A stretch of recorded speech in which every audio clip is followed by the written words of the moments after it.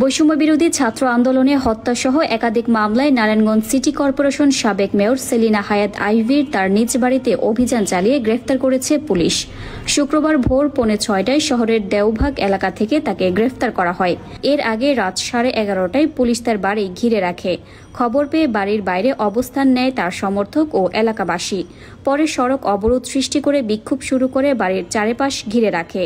স্থানীয়রা জানায়, গত 5 আগস্টের পর এই প্রথম বিপুল সংখ্যক পুলিশের একটি বহর সেলিনা হায়াৎ আইভীর বাড়িতে আসে। এ সময় এলাকাবাসী পুলিশ আসার খবর পেয়ে বাড়ির আশেপাশে অবস্থান নিতে শুরু করে। এ সময় আশেপাশের মসজিদগুলোতে পুলিশ আসার খবর ছড়িয়ে পড়লে নানান বয়সের পুরুষ ও নারী এসে বাঁশের ব্যারিকেড দিয়ে সড়ক অবরোধ করে বিক্ষোভ শুরু করে।